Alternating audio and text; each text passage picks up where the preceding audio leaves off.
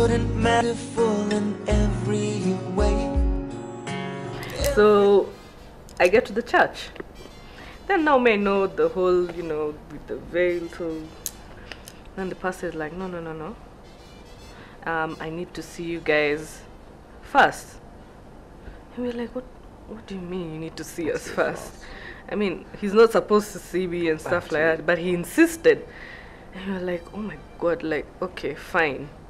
We're just gonna go with what he's saying and all that. So he was called from church inside. So he was so confused. He didn't know what was happening. Same as I didn't know what was happening. We were seated at the front row with my guys. So the pastor insisted I walk out so that we come in together with her. Oh yeah. So we personally didn't want to question. My MC was advising me, no, that can't happen. So the main reason was since I was getting married when I'm pregnant, he said I can't go into church with the veil. Apparently, so I can't hide my face anymore. He already knows me. That's what he said, and I looked at him clueless. Sense of what? Okay, fine. And you know, when we were doing our rehearsal the previous night, he was there.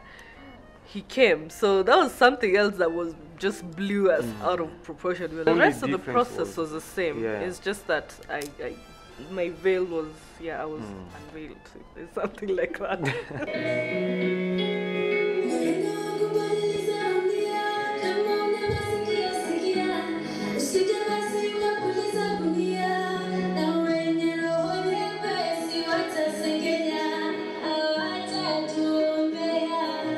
The dress itself, the colour and things like that, is of no significance at all. That was a fashion that just started, and it became fashionable to wear white.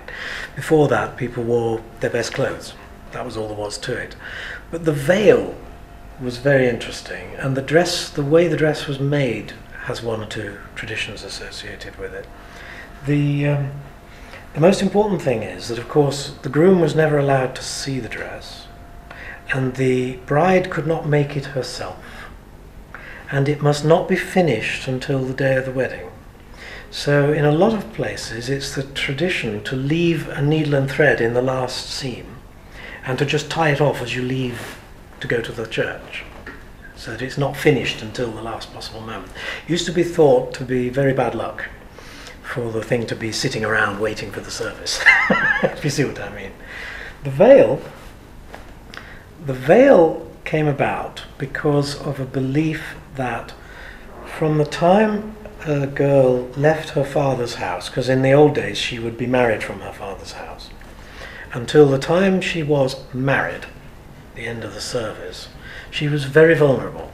All sorts of evil spirits were thought to have a go at her. So she was to wear a veil so that it was more difficult for the spirits to find out who she was, and she would be surrounded by her friends wearing the same clothes, so that they were confused. The spirits were confused. And they, of course, became the bridesmaids. And it's also the origin of that saying about, 3 times a bridesmaid, never a bride. Because every time you become a bridesmaid, you pick up a bit of bad luck from the evil spirits. See, so